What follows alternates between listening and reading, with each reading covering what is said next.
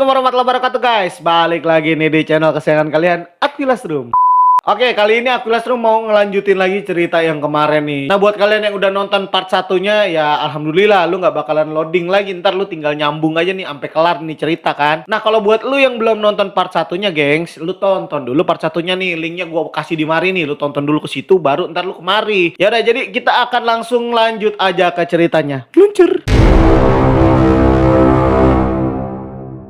Setelah kecelakaan yang dialami oleh Michelle, dia tuh sempat kayak linglung gitu, bingung gitu lah. Kayak apa sih yang terjadi sama dia gitu kan ya. Kenapa nih tiba-tiba kok ada anggota keluarga gua? Bahkan di situ juga ada ibunya nih, yang si Michelle taunya tuh ibunya lagi ada di utara Yogyakarta, yang emang dia tuh pengen tinggal di sana bareng sama ayahnya gitu kan. Yang dia inget itu dia ini lagi jalan-jalan sama temen-temennya menuju sebuah pantai di daerah Yogyakarta juga ya. Dia mau jalan-jalan sama temen-temennya tanpa ada pengawalan dari eyangnya. Michelle juga inget nih kalau di tengah perjalanan mereka menuju pantai nih ya, dia itu sempat mengalami sebuah kecelakaan dan dia jatuh di jalan raya dan di belakangnya tuh langsung dihantam sama truk. Dan dia masih beruntung, Michelle masih bisa diselamatkan. Hanya satu dari bagian tubuhnya aja yang harus direlakan sama dia. Dan di saat itu juga Michelle baru tahu kalau sebelum dia sadar berada di ruangan tersebut, dia ini udah koma selama 12 hari, gengs. Walaupun harus kehilangan kakinya gitu ya, dia bersyukur juga masih bisa hidup. Karena menurut tim dokter yang menangani si Michelle saat kejadian ya, kemungkinan bisa diselamatkannya cukup kecil gitu ya. Ya alhamdulillahnya akhirnya si Michelle bisa ngelewatin fase kritis itu dan benar-benar bisa sadar lagi setelah 12 hari dia koma di rumah sakit. Udah sebegitu kritisnya si Michelle keadaannya ya. Dia ngelihat ada ibunya tapi ayahnya nggak ada di situ. Bahkan ketika dalam fase kritis ya nggak ada sama sekali nanyain kabarnya aja kagak. Boro-boro datang itu batang hidungnya. Dan berjalan waktu, Michelle juga keadaannya makin lama makin membaik. Sampai di satu momen ya, dia mencoba untuk memberanikan diri, bertanya kepada ibunya mengenai kabar ayahnya. Tapi ibunya selalu menolak menjawab hal tersebut. Malah kayak cuman ngalihin doang gitu, yang dia cuma bilang ya udahlah, nah kamu sekarang sembuh aja dulu. Pokoknya begitulah yang selalu dijawab sama ibunya ketika si Michelle coba menanyakan keberadaan ayahnya, gengs. Singkat cerita, setelah 1,5 tahun dari kejadian tersebut ya, Michelle ini makin nggak pernah dengar lagi berita tentang ayahnya. Bahkan menurut pengakuan ibunya nih ya, dia tuh bener-bener udah kayak lost contact sama ayahnya Michelle nih. Si Michelle juga punya perasaan lain nih sebenarnya setelah kecelakaan tersebut gitu ya. Michelle merasa kalau dia ini punya mata batin saat ini ya. Yang tadinya dia nggak bisa ngerasain hal yang nggak bisa dilihat mata, tapi sekarang jadi mulai terbiasa dia dengan hal-hal tersebut. Menurut pengakuannya Michelle saat itu dia merasa takut sebenarnya. Cuman lama-kelamaan kok ya nambah lagi yang dia lihat, yang nambah lagi yang bisa dia ngerti gitu kan. Akhirnya ya udah mulai terbiasa juga. Mulanya nih yang dilihat Michelle nih masih berupa bayangan doang. Tapi ya ini lama-lama kemampuan Michelle nih kayak makin ningkat. Bahkan menurut dia tuh kayak semacam di upgrade gitu loh. Jadi makin lama tadinya bayangan mulai ada lebih detail gitu, mulai ada bentuk wajah, dan lama-lama bener-bener ya emang bener-bener berwujud banget lah gitu. Akhirnya dia menceritakan hal ini kepada eyangnya. Betapa terkejutnya Michelle ketika eyangnya malah tersenyum dan mengiyakan apa yang diceritakan Michelle. Jadi kayak nggak ada keraguan. Bahkan eyangnya tuh bukannya merasa takut dan sebagainya, malah lebih kayak dia udah tahu kok hal itu gitu loh. Si eyangnya malah minta maaf sama Michelle dan dia mulai menjelaskan kenapa dia selama ini kayak begitu khawatir sama Michelle. Karena eyangnya saat itu sudah tahu kalau Michelle ini lagi dijadikan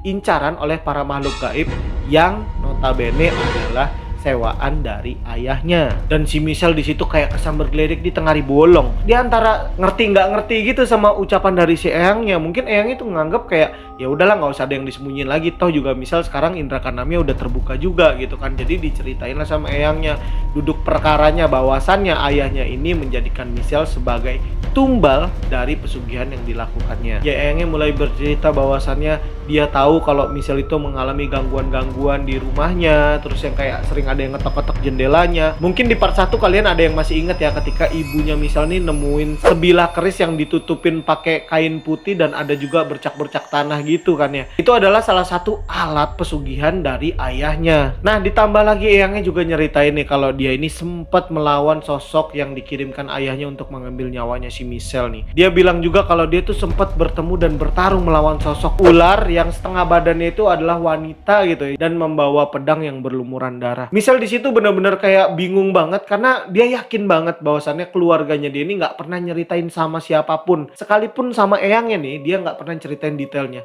Ibunya pun sama nggak pernah cerita. Lah kok eyangnya bisa tahu gitu? Sang eyang juga menjelaskan kepada Michelle bahwasannya efek dari kecelakaan yang dialaminya dia itu yang membuat mata batinnya Michelle ini akhirnya terbuka terbuka secara natural gitu ya. Nah, eyangnya juga nyeritain ke Michelle kalau dia bahkan nih rumahnya pernah disatronin sama makhluk-makhluk gaib yang dikirimin sama bapaknya Michelle. Di mana-mana mah kalau ngirimin martabak gitu ya ke rumah mertua itu kan wajar. Ini makhluk goib dikirim ke mertuanya. Ini by the way kenapa si Michelle dijadiin tumbal padahal punya dua adik lagi yang lebih kecil-kecil sebenarnya.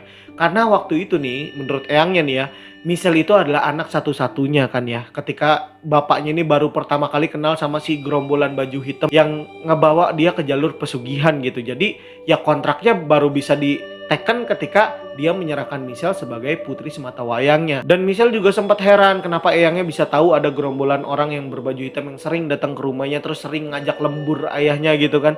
Ya ini eyangnya menceritakan bahwasannya mereka lah yang membuat ayahnya itu kenal dengan dunia pesugihan. Dan eyangnya saat itu juga mengingatkan Michelle untuk coba mencari obat ataupun orang yang sekiranya sanggup untuk melawan kesaktian yang saat ini dimiliki sama ayahnya. Dan saat itu juga eyangnya menyerahkan sebotol air putih gitu ya yang udah sebelumnya dijampe-jampe, udah didoain sama eyangnya dah atau gimana gua kagak ngerti lah, udah diritualin lah. Sebenarnya kenapa sih eyangnya ini nggak nyeritain hal ini sama Michelle lebih awal gitu ya? Ya akhirnya eyangnya menjelaskan kalau dia tuh bukan nggak mau ceritain, tapi takutnya ini bisa mengganggu keadaan rumah tangganya Michelle kalau dia ceritain di awal-awal gitu ya. Eyangnya juga takut Michelle malah menganggap eyangnya ini aneh kalau misalnya waktu itu Michelle belum terbuka mata batinnya, belum bisa terima hal ini semua, belum ada kejadian-kejadian yang bisa bikin Michelle yakin sama eyangnya gitu kan. Akhirnya Michelle memberanikan diri lagi untuk membicarakan hal ini kepada ibunya. Michelle sempat punya rasa curiga jangan-jangan ibunya sebenarnya emang udah tahu nih dari awal. Sampai akhirnya si ibu di situ baru menceritakan bahwasannya ibunya sebenarnya awalnya nggak tahu. Dia baru tahu kalau suaminya ini sering keluar masuk sebuah gunung ya, kayak di lereng gunung gitu ada hutan-hutan kecil gitu. Ya itu suaminya masuk ke situ ketemu sama teman-teman yang gerombolan baju-baju hitam itu ya. Ibunya bingung gitu, ini ngapain gue dibawa ke sini sama suami gue. Tapi ketika dia tanya hal itu ke suaminya cuma bisa marah, lu nurut dah, pokoknya lu udah dengerin apa kata gue, ikutin semua kata gue dan sebagainya. Sampai akhirnya di satu waktu ini ibunya merasa udah nggak tahan lagi dan ditambah nih dia mendengar berita bahwasannya Michelle mengalami sebuah kecelakaan dan kritis di rumah sakit. Disitulah ibunya mengumpulkan semua keberaniannya untuk meninggalkan suaminya dan gak mau lagi balik sama suaminya tuh. Bahkan ibunya juga menceritakan sama Michelle tentang kelakuan ayahnya. Ketika pernah satu waktu nih, ketika selesai ritual sekitar 1 jaman itu, ayahnya datang balik lagi ke mobil ketemu sama ibunya dengan membawa sebuah bungkusan gitu. Dan ibunya penasaran dengan bungkusan itu. Karena suaminya tuh terlihat kayak gembira banget membawa-bawa bungkusan tersebut gitu kan. Ya wajar lah istrinya nanya, itu apaan mas gitu.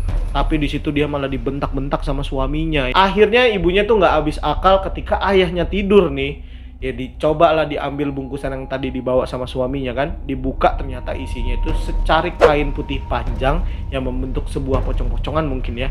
Diiringi dengan banyaknya bunga-bunga 7 rupa gitulah sekitar lagi.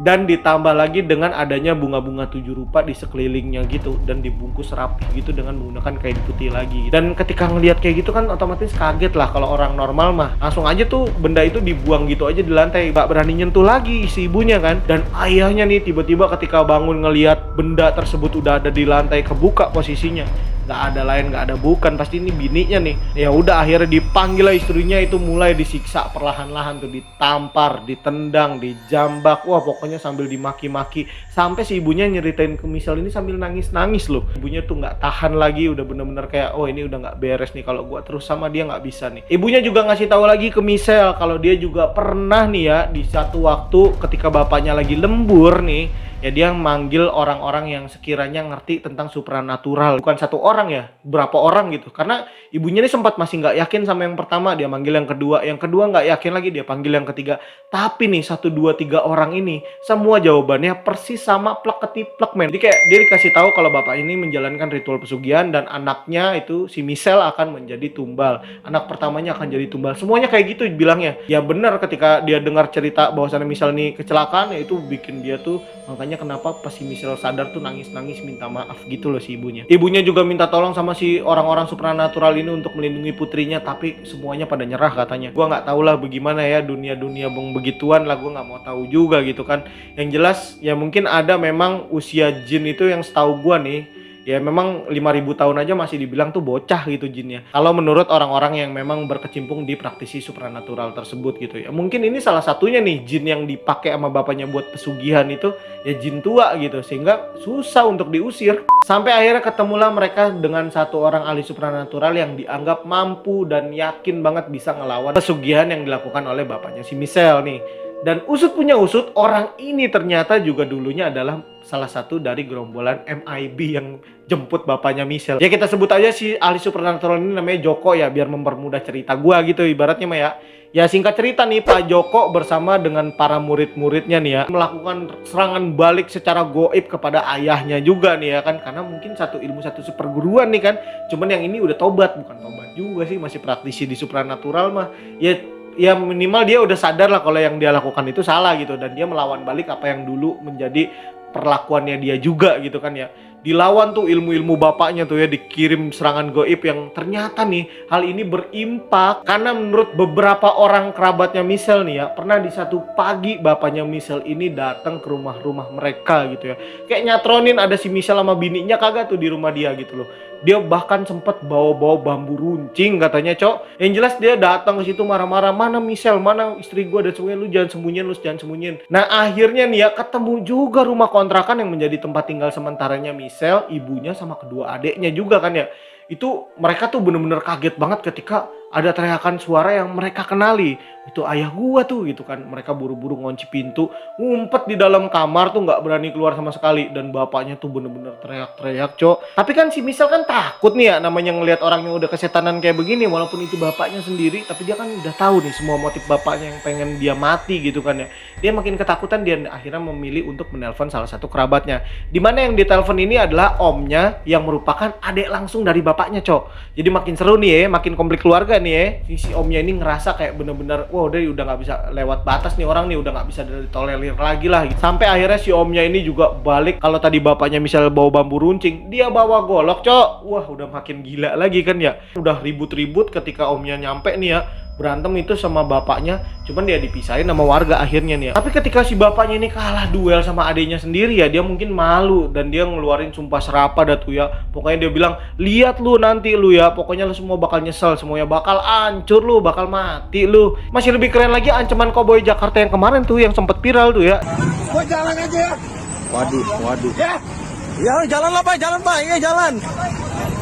Akhirnya ketika ada ancaman seperti itu nih, akhirnya keluarganya ini sepakat untuk menghubungi si ahli supranatural yang sebelumnya udah melancarkan serangan-serangan goib gitu kan. Disepakati bahwasannya malam itu juga mereka akan menggelar perang goib. Beuh, gila nih kalau di mana-mana ada perang bintang, ada perang El Clasico ya kan. Perang goib. Sampai akhirnya semua keluarganya misal yang tahu masalah ini, mereka memutuskan untuk mendatangi padepokan dari si Pak Joko beserta murid-muridnya nih. Ternyata mereka punya padepokan juga nih untuk ngelawan serangan goib tadi ya. Eyangnya Michelle by the way juga ikut dalam perang goib ini ya, karena punya kemampuan lebih juga dia kan ya katanya gitu kan. Ya akhirnya mereka berkumpul, mereka mulai menggelar acara-acara ritual-ritual pemanggilan dan sebagainya lah. Dan di situ Michelle mengaku bahwasannya dia melihat sendiri dengan mata kepalanya sosok ular berbadan manusia wanita gitu kan, membawa-bawa pedang yang berlumuran darah. Itu kata dia ngelilingin tempat mereka ini melingkar gitu kan ya. Jadi muter-muter gitu mau nyerang tapi nggak bisa, kayak dibentengin sama pagar-pagar aura goib yang nggak kelihatan nih. Orang-orang yang di luar dari lingkaran nih, sampai ada yang muntah-muntah kena efek cipratan dari energi perang goib yang berlangsung gitu ya. Bahkan katanya nih ya, menurut yang menyaksikan perang goibnya tersebut ya, sampai ada tuh suara-suara aneh di atas rumah tempat padepokan mereka menggelar ritual. Terus itu jendela pada bergetar ya kan. Si Pak Joko sama murid-muridnya sempat ada adegan kelempar dari lingkarannya tempat mereka sila gitu kan ya. Bet, anak buahnya juga bet ya pada ngelempar-kelempar gitulah, semacam lu ngeliat acara uka-uka ada tuh gimana sih. Dan perang goib ini berlangsung berjam-jam lagi, dan kondisi eyangnya yang memang udah tua mungkin. Ya udahlah, eyangnya yang kena serangan pertama kali dia langsung megangin perutnya. Tuh sakit banget kata eyangnya tuh sampai dia merintih-rintih. Akhirnya murid-murid Pak Joko ini ada beberapa orang yang narik tubuh eyangnya si Michelle ini untuk keluar dari lingkaran dan didudukan di tikar terpisah. Dan gak lama setelah posisi si eyangnya ini kena serangan tadi nih, tiba-tiba si pemimpin perang goibnya tadi langsung berdiri dan ngambil sebatang rokok. Langsung kayak Menang cowok perangnya. Wih, gila keren banget sih. Nah setelah hal itu berlangsung ya mereka udah lega banget karena perang goib ternyata dimenangkan oleh kubu mereka kan ya. Pak Joko ini nggak yang ambil sebuah botol air mineral gitu, terus dia bacain tuh ritual-ritual. Ya kan. Baru abis itu botolnya dikasihin ke Michelle terus sambil nitipin pesan. Misal, ini adalah air untuk kamu mandi. Ini juga kamu bagi ke ibumu dan kedua adikmu juga ya. Pakai buat mandi pagi dan sore selama 2 bulan. What?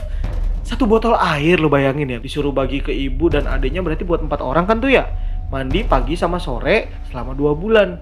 Lah bagaimana ceritanya nih? Mandi 2 bulan pakai sebotol air berempat. Waduh. Sulit, tapi ya udahlah, emang begitu ceritanya kan. Ya mau nggak mau ya terima aja lu, buat penonton mau udah jangan banyak komplain dah.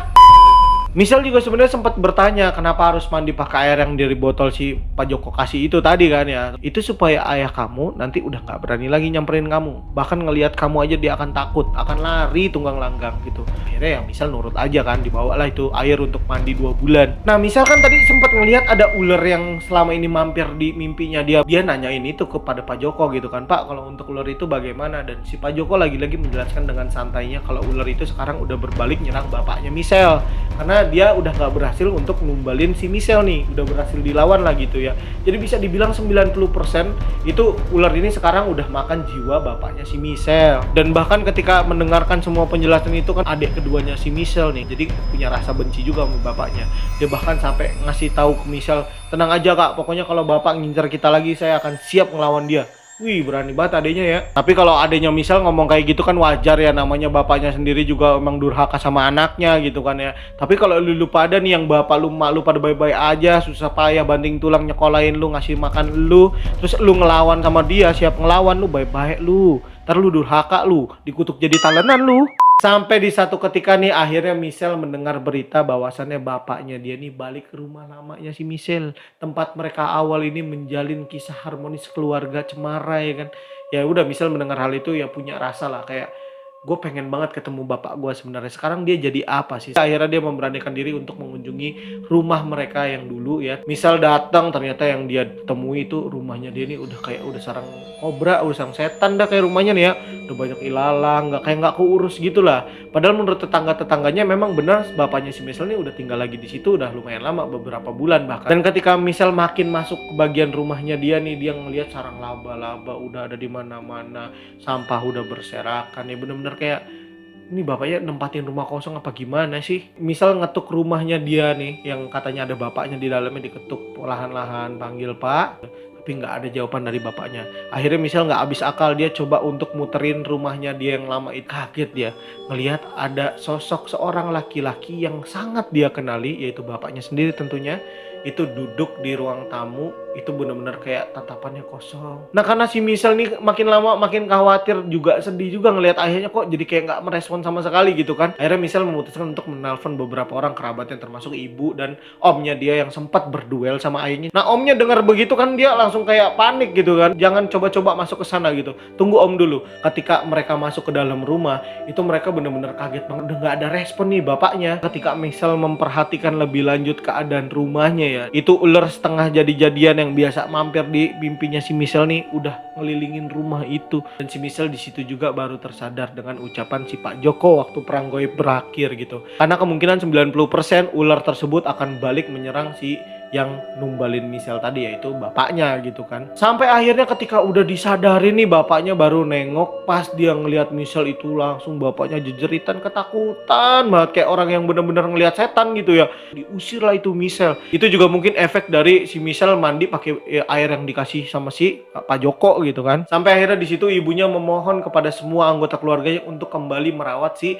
bapaknya Michelle. Tapi nggak bisa diterima hal tersebut gitu kan sama seluruh keluarganya, bahkan Michelle sendiri gitu. Yang itu sempat menawarkan sebuah solusi ya. Dia akhirnya menghubungi Pak Joko dan padepokannya nih. Dibawalah itu ayahnya Michelle gitu kan ke padepokan tersebut. Akhirnya diputuskan bapaknya Michelle akan tinggal di padepokan tempat Pak Joko dan murid-muridnya juga ya. Dan dibuatkan kamar khusus dan menjalani terapi bahkan sampai saat ini ketika cerita ini dituliskan oleh akun @UKM Pengamatan atau @Metafisikah gitu ya. Jadi ya si Michelle menceritakan ini semua sebagai pengalaman bahwasannya mungkin di Indonesia ini bukan cuma keluarganya Michelle yang mengalami hal tersebut gitu kan, karena ya pesugihan di Indonesia nggak bisa dipungkirin banyak Dengan berakhirnya hal tersebut ya, bapaknya Misal nih udah dirawat di terapi sama si Pak Joko, dan ibunya Misal ini masih terus tengokin dan ngerawat suaminya. Ya berakhir pula lah ceritanya Akuilas Room kali ini untuk keluarga korban pesugihan atau si Misal ya. Dan gue mau ngucapin banyak terima kasih buat kalian yang udah nonton video gue dari awal sampai akhir. Dan akhir kata dari gue, see you on the next video.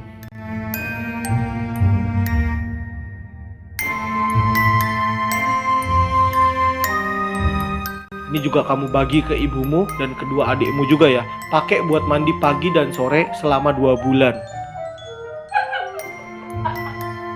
Bentar, diem yang.